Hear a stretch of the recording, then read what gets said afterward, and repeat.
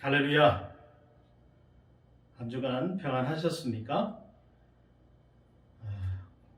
여전히 우리는 코로나 때문에 또 이렇게 온라인으로 예배를 드리게 되었습니다. 지난 한 주간 여러분들은 어떻게 지내셨는지 모르겠습니다. 저는 시골에 잠깐 다녀왔는데요. 가보니까 참 상황이 좋지가 않습니다.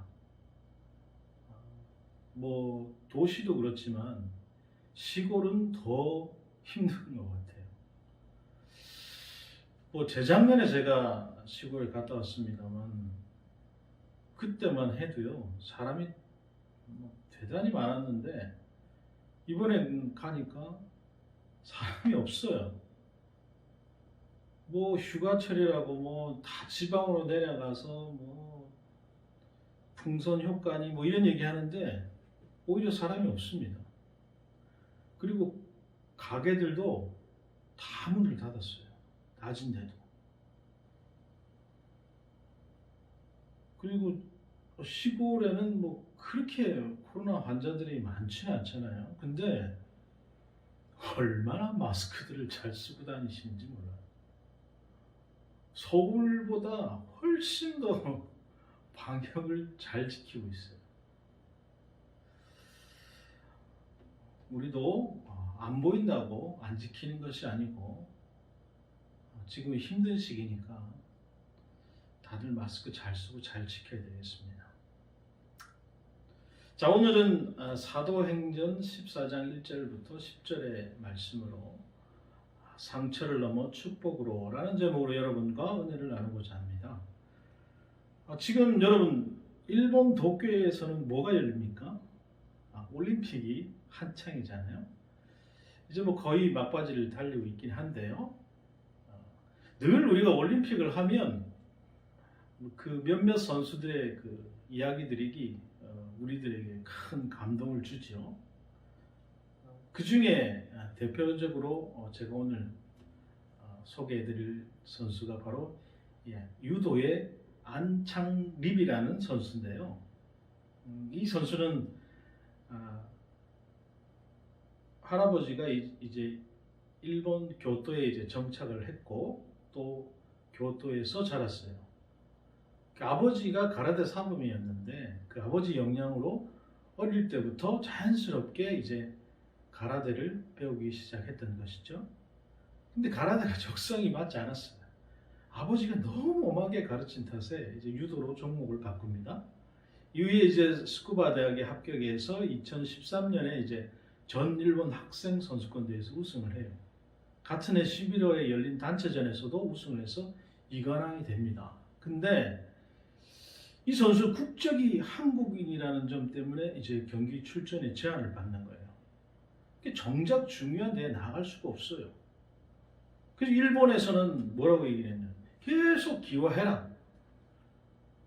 그런데 이 안창립이라는 선수는 기화하지 않습니다. 부모도 기화를 해라. 그런데도 자기는 절대로 일본으로 기화하지 않겠다. 그래서 2013년 11월에 이제 대한민국에 와서 용인대학교 3학년에 편입을 합니다. 그리고서 한국에서 생활하죠. 자, 이번에 그가 이제 그렇게 자기를 힘들게 했던 그곳에서 유도에 출전하게 됐죠. 그가 인터뷰에서 반드시 내가 이 유도의 성지라고 하는 이 부도칸에서 금메달을 따서 그간에 내가 겪어온 차별, 그 아픔을 다 털어내겠다 이렇게 얘기했어요. 물론 결과는 동메달이었지만 동메달도 어디입니까 여러분? 그간의 소름, 그 힘든 그 아픔을 다 이겨내고 제1동포들의 그 소름을 대변하는데 충분한 결과를 얻었다 이렇게 얘기를 했어요. 자, 여러분 상처에 대해서 얘기하면 또 이분이 중요한 분이죠. 헬렌 켈러 여러분 잘 아시잖아요. 우리가 다 알다시피 헬렌 켈러는 듣지도 못하고 말하지도 못하고 보지도 못해요. 삼중고 속에서도 피나는 노력으로 결국 하버드 대학의 박사가 되잖아요. 그런데 여러분 이것은 알고 계신지 모르겠어요. 헬렌 켈러가 7살이 되기 전까지 이 소녀는 망나니와 같은 인생을 살았다는 거예요. 자기 기분대로 소리 지르고 물건을 탁 치는 대로 부수는 아이였어요. 이때 헬렌 켈러 옆에 있었던 선생님이 한 분 계셨는데 바로 앤 설리반 선생님이요. 이런 헬렌 켈러의 모습을 용납만 한 게 아니었습니다. 사실 인간적으로 본다면 이 삼중고의 고통에 있는 아이가 자기가 그냥 하고 싶은 대로 둘 것 같은데 이 앤 설리반은 헬렌 켈러가 상처 속에서 매여 살기만 원하지 않았어요. 헬렌 켈러가 어둠의 그 갇힌 세계에서 벗어나도록 강한 훈육으로 몰아붙이고 결국 헬렌 켈러가 그 절망적인 상황을 이길 수 있도록 만들어 주었다는 거예요. 자, 여러분 여기까지 우리가 아는 상황인데 여러분 이런 사실은 아시나 몰라요? 이 앤 설리반이라는 사람, 이 사람 과거에 정신병동에 수용되어 있었다는 거예요. 지금이야 정신병동의 환자들에는 인권이 강화되어 있지만 앤 설리반이 살던 시대에만 하더라도 그렇지 않았습니다. 그녀는 결국 그 병동에서 말도 못하고 폐쇄적인 삶을 살았다라는 거예요. 그런데 그때 끈질긴 한 노 간호사의 사랑으로 이제 세상에 나가게 되었고 탁월한 교사가 됐다는 것입니다. 자, 오늘 이 예배를 드리고 있는 여러분들, 각종 상처로 고통당하는 분들이 아마 여기에 있을 수 있어요. 그 상처가 무엇이든 간에 여러분들 그 상처에 너무 오래 있지 않기를 바라요. 오히려 상처를 축복으로 만드시길 바랍니다. 오늘 본문이 그것을 말하고 있다고 저는 확신해요. 상처가 오히려 축복으로 바뀌는 장면을 오늘 말씀이 보여주는데 우리는 두 가지로 살펴보고자 하는 것입니다. 자, 첫 번째, 상처는 주님을 힘입을 때 우리가 극복할 수 있게 된다는 것입니다. 모든 사람에게는 한 사람도 예외 없이 상처나 고통이나 문제가 있습니다. 그러나 하나님의 백성은 이런 상처에 주목하기보다 주님을 힘입을 때 그 모든 문제를 극복할 수 있다는 걸 여러분 잊지 마십시오. 오늘 한번 본문을 보십시오. 바울은 이제 바나바와 함께 1차 선교 여행을 하면서 갈라디아 지역에 있는 여러 도시를 방문하면서 복음을 전했어요. 그가 복음을 전한 갈라디아 지역에 있는 도시가 소개되고 있는데 바로 이 비시디아, 안디옥, 이고니온, 루스드라, 더베였습니다. 본문 1절을 보게 되면 그가 이고니온 해당에 들어가서 복음을 전할 때 유대와 헬라의 허다한 사람들이 믿었다 이렇게 말하고 있어요. 그러나 복음이 전해지는 곳에 여러분 이런 좋은 일만 있으면 좋겠죠. 그런데 그렇지가 않아요. 2절에 보면 어떤 일이 일어납니까? 그러나 순종하지 아니하는 유대인들이 이방인들의 마음을 선동하여 형제들에게 악감을 품게 하거늘이라고 했어요. 순종하지 아니하는 유대인들이 이방인들의 마음을 선동했다는 거예요. 그래서 바울과 바나바에 대한 악한 감정을 품게 하였다고 했잖아요. 이게 그냥 단순히 선동하고 악한 감정을 품도록 하는 것만이 아니에요. 5절에 보면 이렇게 되어 있습니다. 이방인과 유대인과 그 관리들이 두 사도를 모욕하여 돌로 치려고 달려드니 라고 했어요. 이방인과 유대인과 그 관리들이 바나바와 바울을 모욕하면서 돌로 치려고 달려들어요. 단순한 여러분 위협 정도가 아니라 물리력이 동원되고 있다는 것을 알 수 있어요. 복음을 전하기 위해서 파송되자마자 돌에 맞아 죽을 것 같은 생명의 위협을 받은 이제 바나바와 바울은 어쩔 수 없이 도망을 가야 했어요. 여러분 그렇게 해서 간 곳이 어디입니까? 바로 이 루스드라라는 도시입니다. 여러분 이렇게 도망쳤다고 바울과 바나바에 대한 악한 감정을 가진 사람이 그냥 두겠습니까? 19절에 여러분 우리가 오늘 읽지는 않았지만 거기 보시면 결국 그 루스드라에 있던 사람들을 충동질해서 결국 돌로 바울을 쳐요. 이때 그들이 볼 때는 바울이 죽은 줄로 알았어요. 그래서 어떻게 하느냐? 성 밖으로 시체를 버리듯이 던져버렸다고 되어 있습니다. 여러분 한번 생각해 보십시오. 그들이 돌로 쳐서 지금 쓰레기 버리듯이 바울을 성 밖으로 끌어내면서 바울의 맥박이나 가슴에 기를 대고 숨소리를 듣지 않았겠습니까? 야, 이거 죽었나 안 죽었나? 그러니까 이때 바울의 상태는 이미 죽었든지 거의 죽음 직전의 상태였던 것 같아요. 바울이 복음을 전할 때 여러분 무조건 환영만 받은 것이 아니라는 거예요. 수많은 사람들이 바울을 욕했습니다. 그리고 돌을 들어서 치려고 했고 도망도 쳤어요. 그러나 결국 루스드라에서 사람들이 던지는 돌에 맞아서 죽음의 상태에 이르는 지경까지 이르렀다는 거예요. 우리가 이 말씀을 보면서 참 많은 생각을 하게 되는 것입니다. 여러분들은 이런 모욕과 핍박을 당해본 적이 있습니까? 나에게 상처를 준 그 사람 때문에 용서했다고 하는데 불쑥불쑥 튀어나오는 그 트라우마 때문에 치를 떠는 경험을 가지신 분들이 있잖아요.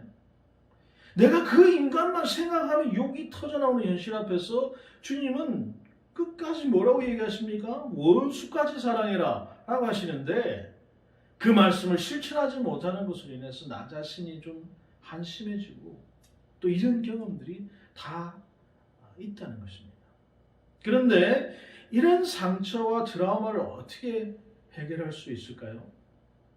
많은 사람들이 이런 상처로 인해서 그 과거의 아픈 기억으로 인해서 미래를 향해서 앞으로 한 발자국도 나가지 못하는 경우들이 많습니다. 그러나 주님은 과거에 얽매여 있지 말라고 하시는 거예요. 바울이 이 문제를 해결하는 것은 주를 힘입을 때 가능했다는 것입니다. 3절을 보십시오, 여러분. 두 사도가 오래 있어 주를 힘입어 담대히 말하니 주께서 그들의 손으로 표적과 기사를 행하게 하여 주사 자기 은혜의 말씀을 증언하시니 상황이 좋지 않습니다. 그런데 이때 바나바와 바울은 먼저 오래 있었다 이렇게 얘기합니다. 그냥 오래 있었던 게 아니고요. 꽤 오래 있었어요. 왜 여러분 오래 있었을까요? 사람들이 반대를 하는데 에이 내가 여기만 섬겨지냐? 라고 생각하면서 그냥 떠나버릴 수도 있잖아요. 그런데 오래 있었어요. 그 이유는 하나님이 그들을 통해서 행하실 일들을 기대했기 때문인 것입니다. 나에게 닥칠 상처와 어려움이 있지만 내가 오래 있으면서 생각을 해본 거예요. 그리고 이 모든 어려움 속에서 주님이 나와 함께 하심으로 이런 어려움 오히려 나에게 복이 될 것이다. 그렇게 믿었던 것입니다. 이런 모습은 그가 이고니온에서 도망해서 간 그 루스드라의 장애인에게도 해당이 되는 거예요. 이 사람에 대해서 8절은 발을 쓰지 못하는 한 사람이라고 했잖아요. 더구나 이 사람은 나면서부터 걷지 못하는 사람이에요. 이 사람에게 남은 것이라고는 악이고 깡밖에 없지 않겠습니까? 왜 내 인생은 왜 이 모양인가? 왜 다른 사람들은 멀쩡히 걸어다니는데 나는 그렇게 하지 못하는가? 화가 나고 그래서 오늘날도 여러분 이런 형편에 처한 사람들이 이를 갈면서 세상을 내가 한번 확 뒤집어 버리자. 그러면서 물리력을 동원하는 경우들을 우리는 종종 보게 되는 것입니다. 그런데 이 사람이 바울이 전하는 복음을 들었어요. 뒤에 바울이 이 사람에게서 구원받을 만한 믿음이 있다는 것을 봐서 그가 바울이 전하는 복음을 진지하게 아마도 들었던 것이 분명합니다. 무슨 말입니까? 자신의 그 과거의 상처를 보지 않고 하나님이 자신에게 행하실 놀라운 일들을 자기가 보게 됐다는 거예요. 그에게 있어서는 큰 상처와 고통이 하나님이 행하실 그 놀라운 일에 도구가 될 수 있다는 것으로 그 믿음으로 나아가게 된 것입니다. 그때 바울이 큰 소리로 말합니다. 내 발로 바로 일어서라! 그 결과 여러분 그 사람이 일어나서 걷는지라. 옛날 성경에는 그 사람이 뛰어 걷는지라 이렇게 되어 있습니다. 걷지 못하는 인생이 여러분 뛰어 걷는 인생으로 그의 삶이 180도 바뀌어버린 것이죠. 할렐루야! 저와 여러분의 삶에도 이런 놀라운 변화가 있기를 여러분 축복합니다. 사랑하는 성도 여러분, 더 이상 우리의 그 과거의 상처와 아픔에 매여 걷지 못하는 인생으로 살지 마십시오. 조금 전 말한 그 안창님처럼 헬렌 켈러처럼 상처를 극복하는 인생이 되시기를 주님의 이름으로 축복합니다. 우리가 믿는 하나님은 우리가 과거의 상처에 매여 사는 것을 기뻐하시는 분이 아니에요. 하나님 우리의 인생에 뛰어걷게 하시는 일을 행하시기를 원하시는 분입니다. 어떻게 할 때 여러분 이런 일이 일어나겠습니까? 네, 바로 주를 힘입을 때 그 상처를 극복될 수 있다는 것이죠. 다시 말씀드립니다, 여러분. 내 힘이 아닙니다. 주를 힘입어야 하는 거예요. 주를 힘입는 저와 여러분들이 되시기를 주님의 이름으로 축복합니다. 자, 두 번째로 여러분 볼 것은 이 상처가 축복이 되어서 복음의 전파의 도구가 된다는 거예요. 여러분 오늘 본문을 보십시오. 이고니온에서 주를 힘입게 될 때 하나님이 바나바와 바울의 손에 표적과 기사를 행하게 하셨고 결국 은혜의 말씀이 전해지게 되었다라고 3절에 말씀하고 있어요. 루스드라에서는 나면서 걷지 못한 사람이 뛰어 걷게 되었고 이 일로 온 성이 난리법석이 났다는 거예요. 그러다가 여러분 19절에 보면 유대인들이 이제 안디옥과 이고니온에서 루스드라까지 쫓아와서는 사람들을 충동질해가지고 결국 바울이 돌에 맞아 앞에서도 말했듯이 거의 죽은 상태에 이르게 된 거예요. 더 심하게 말하면 여러분 죽은 거예요. 이방인 선교를 위해서 하나님이 바울을 선택하고 그를 열방을 향한 선교사로 보냈는데 1차 전도여행에서 이제 멈추게 되는 이 상황이 여러분 어떻게 해서 해결이 됩니까? 20절에 상반절에 이렇게 되어 있어요. 제자들이 둘러섰을 때. 자, 이제 바울이 죽었다고 생각했겠죠. 그래서 제자들이 아이고 우리 선생님이 죽었구나. 그러면서 바울을 둘러싸고 뭐라고 했을까요? 아이고 참 안 됐네. 우리 선생님이 이제 죽었네. 이렇게 동정했을까요? 아니면 왜 쓸데없이 그렇게 안 났어야 될 곳에 나서가지고 그런 일을 당하셨습니까? 라고 비난했을까요? 아닙니다. 기도했겠지요. 그를 두고 간절히 기도했겠지요. 주님, 우리 선생님이 죽게 생겼습니다. 지금 죽은 것 같지만 주께서 힘을 다해서 우리 바울 선생님을 살려주십시오. 라고 기도했겠지요. 여러분, 상처와 문제 앞에 우리는 무엇을 합니까? 기도해야 하는 것입니다. 뒷날 바울이 그의 영적 아들인 디모데에게 이때의 일들을 회상하면서 하나님이 어떤 위로를 주시는지를 언급하면서 이렇게 말합니다.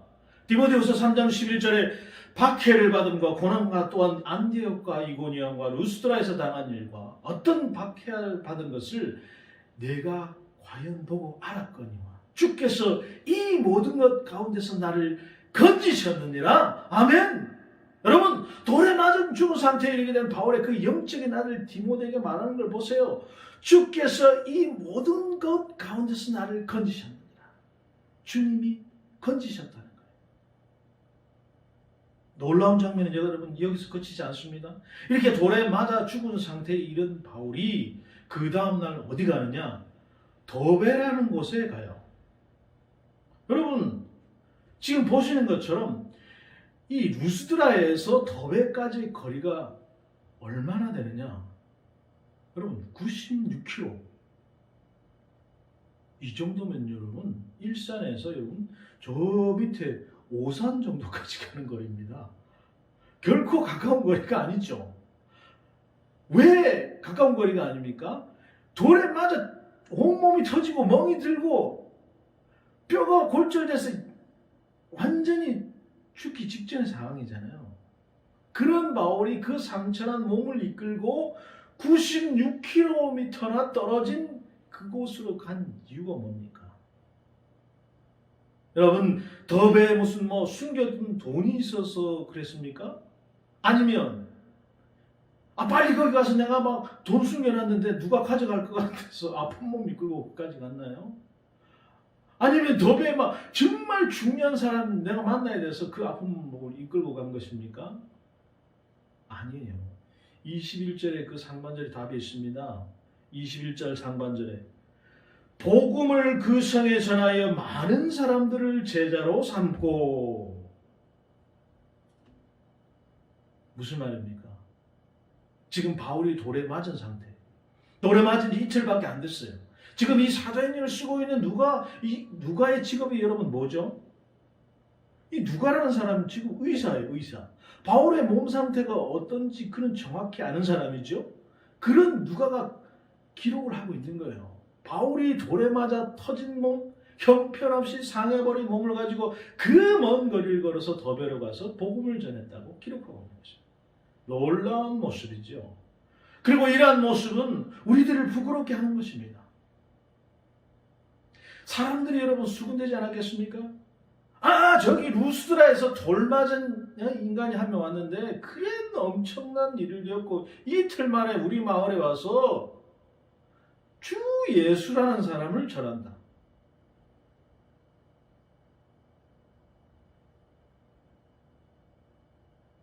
수근수근했겠죠. 그러면서 한편으로는 그 사람들이 여러분 엄청나게 놀랐을 거예요. 왜냐? 멀쩡한 사람도 오기 힘든 거리를, 그것도 무슨 그 당시에 무슨 콜택시가 있습니까? KTX가 있습니까? 걸어서 왔어요. 얼마나 충격적이었겠어요. 그러면서 그 사람들의 마음속에 많은 생각들이 있겠지요.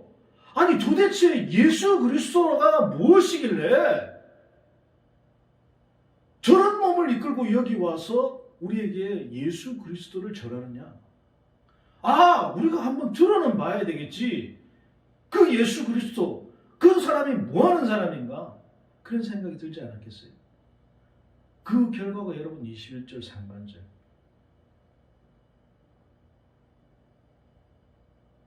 뭐라고 되어 있습니까? 복음을 그 성에 전하여 많은 사람을 제자로 삼고.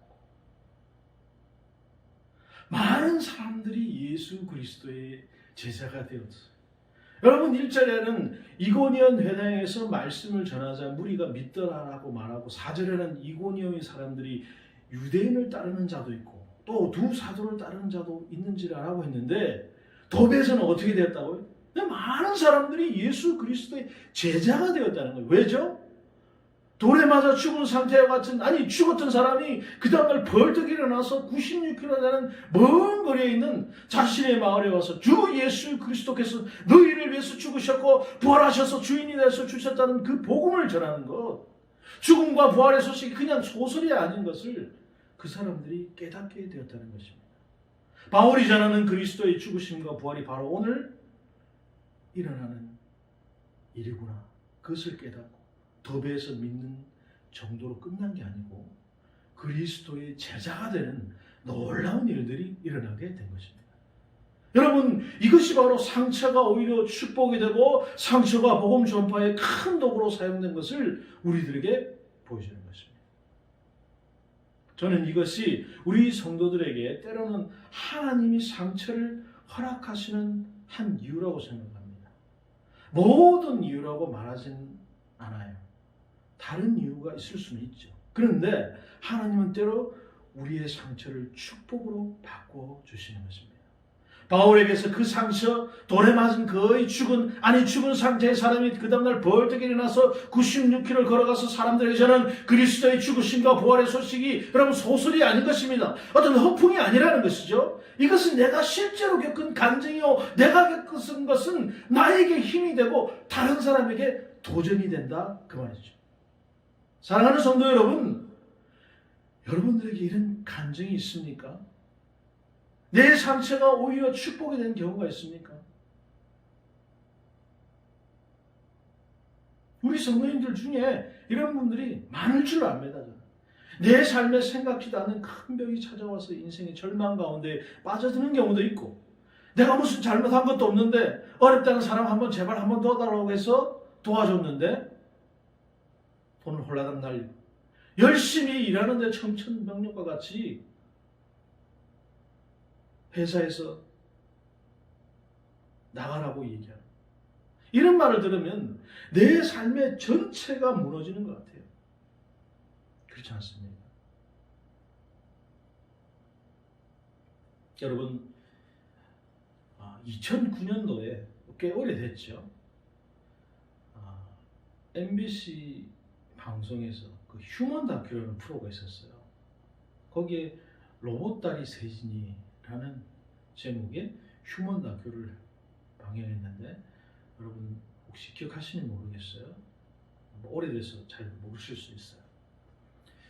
우리 조카 이름이랑 똑같아서 저도 기억이 나는데, 이 세진이라는 친구, 태어날 때부터 이 무릎 아래에 두 다리가 없고 오른손 손가락이 두 개밖에 없는, 그래서 생모로부터 버림받은 아이였어요. 그런데 이 세진이가 의적으로 로키 산맥을 등반하고 세계 장애인 선수권대회에 출전해서 6등을 하고 5km 마라톤을 성공하는 장면을 아름답게 그린 그런 다큐죠.